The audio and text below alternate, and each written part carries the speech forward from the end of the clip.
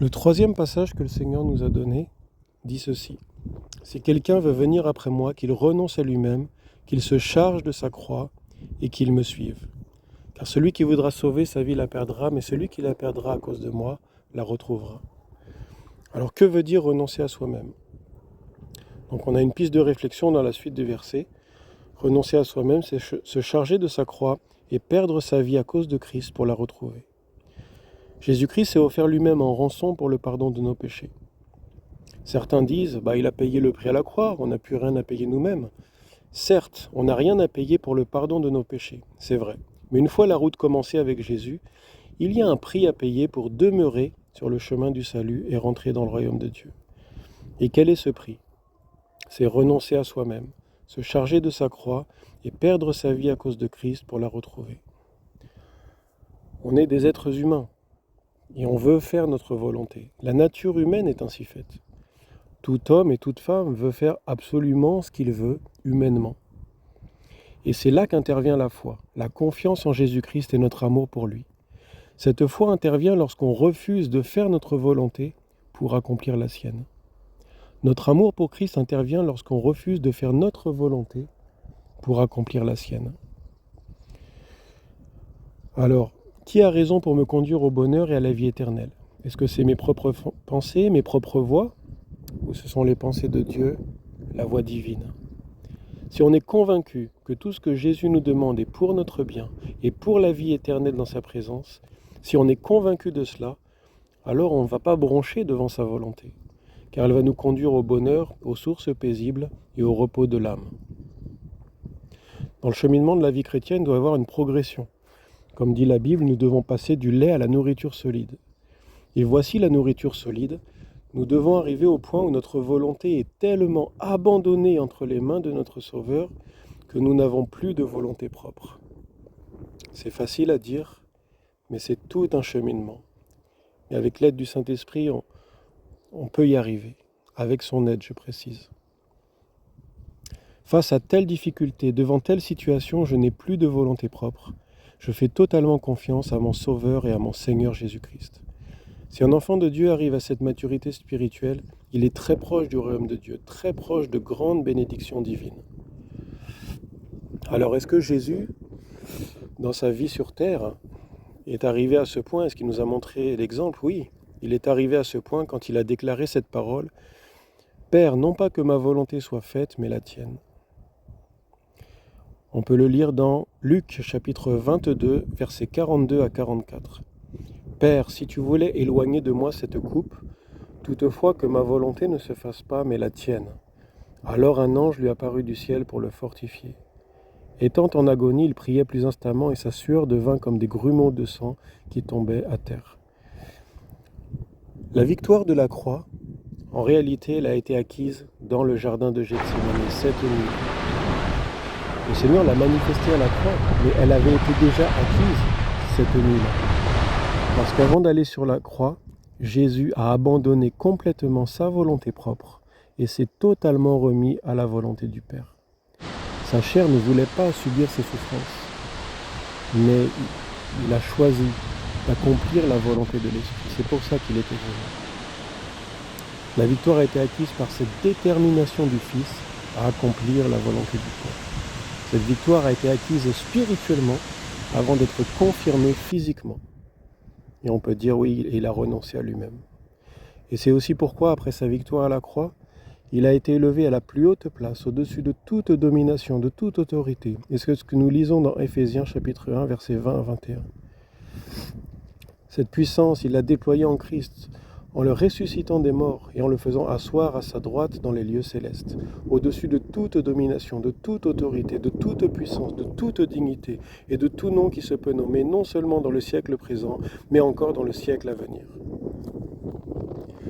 Certains ont accepté d'être les rejetants de leur famille pour suivre Christ.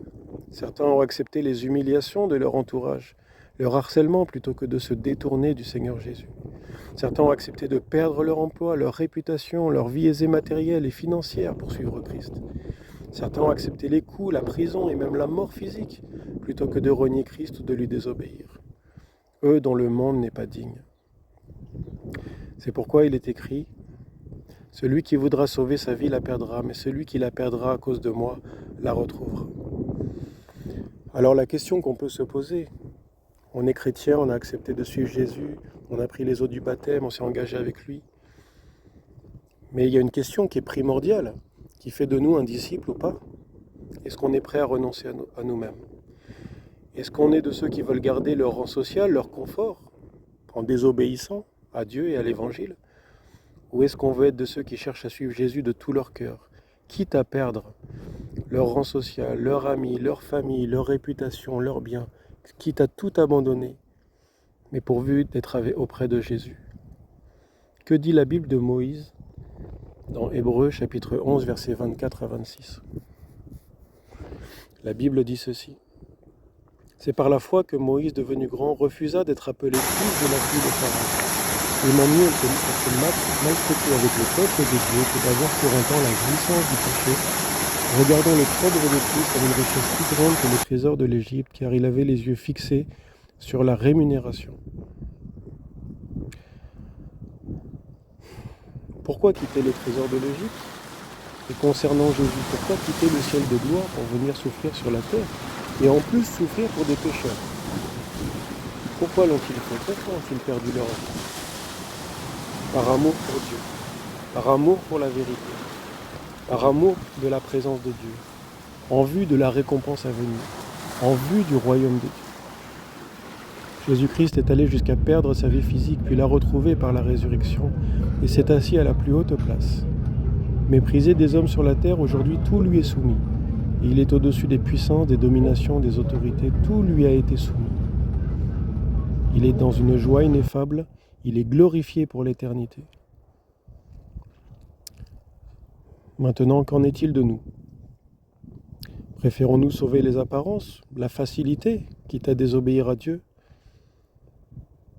Ou préférons-nous être attachés à Dieu, quitte à perdre notre vie, notre notoriété, nos amis, nos familles, nos biens? Soyons des hommes et des femmes de Dieu, mes frères et sœurs, et soyons déterminés à suivre Jésus de tout notre cœur. Que cette détermination soit dans notre cœur, que notre engagement soit d'une fermeté et d'un amour vraiment pour le Seigneur. C'est pour ça que Jésus a dit, lorsque quelqu'un lui a posé cette question, quels sont les plus grands commandements? Jésus lui a répondu, tu aimeras le Seigneur ton Dieu de tout ton cœur, de toute ton âme, de toute ta pensée. C'est le premier, le plus grand commandement. Et voici le second qui lui est semblable, tu aimeras ton prochain comme toi-même. Quand on agit ainsi, quand on aime Dieu et notre prochain, on est prêt à beaucoup de choses. On est prêt vraiment à quitter, s'il le faut, beaucoup de choses parce qu'on veut être attaché à Dieu. On veut vraiment faire sa volonté, on veut lui être agréable. Et c'est pour nous une détermination, un engagement profond dans notre cœur. Les racines sont profondes. Les racines sont profondes. La parole de Dieu nous dit dans Matthieu chapitre 10, versets 37 à 38, « Celui qui aime son père ou sa mère plus que moi n'est pas digne de moi, et celui qui aime son fils ou sa fille plus que moi n'est pas digne de moi. Celui qui ne prend pas sa croix et ne me suit pas n'est pas digne de moi. » Jésus-Christ a payé le prix de notre rachat pour Dieu à la croix. Mais nous aussi, nous avons un prix à payer, un combat à mener pour rentrer dans le royaume de Dieu. S'il n'y avait pas de prix à payer, de combat à mener, la Bible ne parlerait pas de vainqueur dans Apocalypse. On peut le lire dans Apocalypse chapitre 3, verset 21. « Celui qui vaincra, je le ferai asseoir avec moi sur mon trône, comme moi j'ai vaincu et je me suis assis avec mon Père sur son trône. » Donc voilà, mes frères et sœurs, ou tous qui écoutez cette vidéo, la vie éternelle n'appartient pas à ceux qui commencent le chemin, mais à ceux qui le terminent. La vie éternelle appartient à ceux qui sont prêts à tout quitter, à tout abandonner s'il le faut, pour être dans la présence de Jésus aujourd'hui et pour l'éternité. Ils ont renoncé à leurs désirs égoïstes, ils ont renoncé à marcher selon la chair. Voilà à quoi le Seigneur appelle son peuple aujourd'hui. Amen. Galates chapitre 5, verset 17 dit ceci. « Marchez selon l'esprit et vous n'accomplirez pas les désirs de la chair, car la chair a des désirs contraires à ceux de l'esprit, et l'esprit en a de contraires à ceux de la chair. Ils sont opposés entre eux afin que vous ne fassiez point ce que vous voudriez. Si vous êtes conduit par l'esprit, vous n'êtes point sous la loi. Or, les œuvres de la chair sont manifestes, ce sont l'impudicité, l'impureté, la dissolution, l'idolâtrie, la magie, les inimitiés, les querelles, les jalousies, les animosités, les disputes, les divisions, les sectes, l'envie, l'ivrognerie, les excès de table et les choses semblables. Je vous dis d'avance, comme je l'ai déjà dit, que ceux qui commettent de telles choses n'hériteront point le royaume de Dieu. Donc renoncer à soi-même a aussi cet aspect de renoncer aux œuvres néfastes de la chair, car la chair a des tendances, des affections, des penchants qui sont contraires à ceux de l'esprit. Et la Bible ajoute dans Galates chapitre 5 verset 21, « Ceux qui sont à Jésus-Christ ont crucifié la chair avec ses passions et ses désirs. » Voilà, que le Seigneur nous aide vraiment à crucifier la chair, mes frères et sœurs, à vraiment renoncer à cette chair pour vraiment vivre selon l'esprit, vivre selon sa volonté, vivre selon une vie juste et droite. Que le Seigneur nous aide à vivre ainsi. Et que par son esprit, le Seigneur fasse vraiment mourir tout ce qui est charnel en nous, afin qu'on puisse vivre vraiment une vie spirituelle, une vie authentique, une vie chrétienne de conquérant, une vie chrétienne affermie, une vie chrétienne de vainqueur. Amen.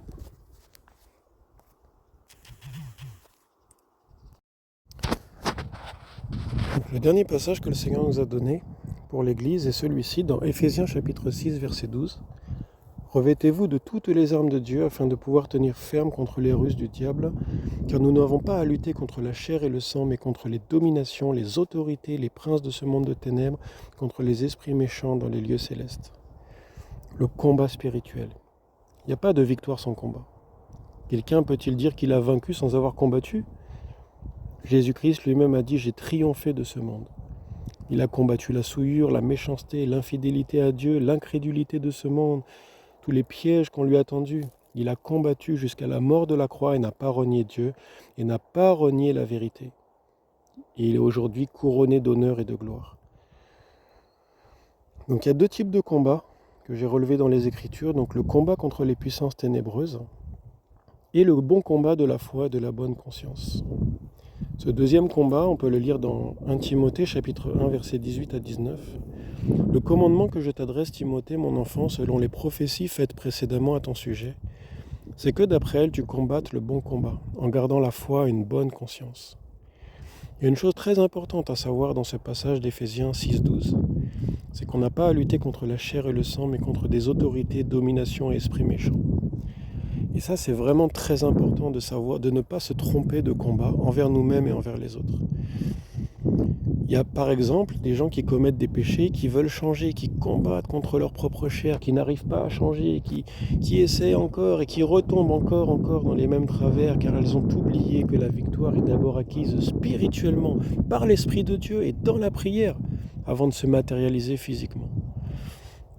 Il y a aussi d'autres exemples où par exemple on fait du mal à quelqu'un et elle se rebiffe envers la personne qui l'a blessé sans discerner le monde spirituel, les esprits méchants qui influencent ceux qui n'appartiennent pas au Seigneur. Cette personne déclare la guerre à son prochain plutôt qu'aux esprits méchants qui ont influencé. Faire cela, c'est manquer de maturité spirituelle. C'est vrai qu'on peut être déçu ou blessé par quelqu'un, mais à aucun moment on doit se laisser dominer par nos émotions en lui déclarant la guerre, afin de ne pas se laisser vaincre par le mal. Que dit la parole de Dieu dans Romains chapitre 12, versets 18 à 20 ? S'il est possible, autant que cela dépend de vous, soyez en paix avec tous les hommes. Ne vous vengez point vous-même, bien-aimés, mais laissez agir la colère, car il est écrit « À moi la vengeance, à moi la rétribution, dit le Seigneur. Mais si ton ennemi a faim, donne-lui à manger, s'il a soif, donne-lui à boire. Car en agissant ainsi, ce sont des charbons ardents que tu amasseras sur sa tête. » Il est écrit aussi dans Matthieu chapitre 5, versets 44 à 45. Mais moi je vous dis, aimez vos ennemis, bénissez ceux qui vous maudissent, faites du bien à ceux qui vous haïssent et priez pour ceux qui vous maltraitent et qui vous persécutent, afin que vous soyez fils de votre Père qui est dans les cieux, car il fait lever son soleil sur les méchants et sur les bons, il fait pleuvoir sur les justes et sur les injustes. Donc nous devons, en tant qu'enfants de Dieu, aimer notre prochain, aimer même nos ennemis, aimer les pécheurs, mais haïr le péché et combattre les esprits méchants. Il y a vraiment cette distinction à faire. Aimer les pécheurs, mais haïr le péché. Et c'est ce qui doit marquer la différence dans notre manière d'agir entre une personne sans Dieu et un enfant de Dieu. C'est ainsi aussi que nous serons bénis. Donc la mission de chasser les démons est décrite dans la parole de Dieu dans Matthieu chapitre 10 versets 7 à 8. Allez prêcher et dites, le royaume de cieux est proche. Guérissez les malades, ressuscitez les morts, purifiez les lépreux, chassez les démons. Vous avez reçu gratuitement, donnez gratuitement. Donc les missions décrites en une seule ligne des enfants de Dieu, elles sont toutes décrites ici. La prédication, la guérison des malades, dont la purification des lépreux aussi peut être associée, la résurrection des morts et l'expulsion des démons. Donc on peut tout de suite constater que les deux premières missions sont généralement bien appliquées dans l'Église actuelle, les deux dernières beaucoup moins. Pourtant, le Seigneur Jésus nous a aussi donné le pouvoir de ressusciter les morts selon sa parole et de chasser les démons. Si ce n'était pas le cas, est-ce que Jésus aurait demandé à son peuple de le faire? Non, il ne l'aurait pas demandé. S'il nous l'a demandé, c'est qu'il nous en a donné le pouvoir. Et c'est là que la foi entre en action. Comme il est écrit, si tu crois, tu verras la gloire de Dieu. Il est écrit dans Luc chapitre 10, versets 18 à 20, Jésus leur dit, je voyais Satan tomber du ciel comme un éclair. Voici, je vous ai donné le pouvoir de marcher sur les serpents et les scorpions et sur toute la puissance de l'ennemi, et rien ne pourra vous nuire. Ne vous réjouissez pas de ce que les démons vous sont soumis, mais de ce que vos noms sont inscrits dans les cieux. Le monde visible a été créé de l'invisible par la parole de Dieu. De la même manière, tout combat remporté dans le monde visible a déjà été remporté dans le monde invisible et spirituel. Il faut vraiment avoir conscience de cela. Maintenant que nous avons compris qu'il nous faut combattre les démons, les esprits méchants et non notre prochain, on va voir comment les combattre. Comment chasser les esprits méchants? Donc Jésus nous a donné un exemple dans Marc chapitre 9, versets 25 à 26. Jésus, voyant accourir la foule, menaça l'esprit impur et lui dit « Esprit muet et sourd, je te l'ordonne, sors de cet enfant et n'y rentre plus. » Et il sortit en poussant des cris et en l'agitant avec violence. Donc oui, nous pouvons chasser le ou les esprits impurs en ordonnant qu'ils sortent, qu'ils partent tout simplement. Est-ce que cela fonctionne pour tous les esprits méchants? Pas tous, on peut dire dans Matthieu chapitre 17 à 21, mais cette sorte de démon ne sort que par la prière et par le jeûne. Donc on sait que les esprits malins ne sont pas tous identiques et que certains nécessitent, en plus d'une prière d'autorité, d'être en jeûne, d'être en prière pour pouvoir les chasser. Donc le Seigneur nous a donné des armes pour combattre. Il y a un combat spirituel à mener. Le combat est d'abord spirituel avant de se matérialiser dans le monde physique. De la même manière qu'il y avait la parole de Dieu avant que le monde soit, le combat est d'abord spirituel avant de se manifester dans le monde physique. Si on est enfant de Dieu, on doit discerner ces choses-là. On doit vivre, on est dans ce monde physique, mais on doit vivre aussi, avoir conscience du monde spirituel. Et si le Seigneur nous a donné des armes pour combattre, il est de notre responsabilité de les utiliser. Il y a un temps pour prier, exprimer nos besoins à Dieu, et il y a un temps pour utiliser les armes que Dieu nous a données et combattre. Quelqu'un qui dirait par exemple toujours, un chrétien, « Seigneur aide-moi, Seigneur aide-moi ». Mais le Seigneur Jésus t'a donné des armes aussi. Qu'en fais-tu? Tu as déjà la victoire en Christ. C'est écrit, tu es enfant de Dieu, tu es enfant du Dieu Tout-Puissant.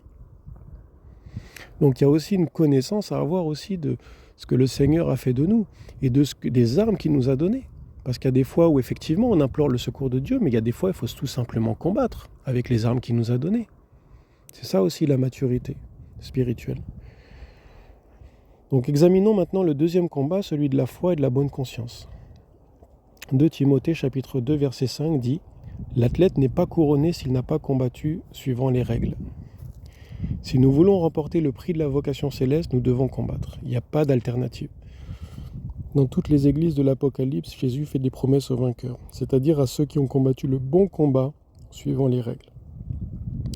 D'ailleurs, comment pourrions-nous affirmer qu'il n'y a pas à combattre lorsque nous lisons « Adultères que vous êtes, ne savez-vous pas que l'amour du monde est inimitié contre Dieu ?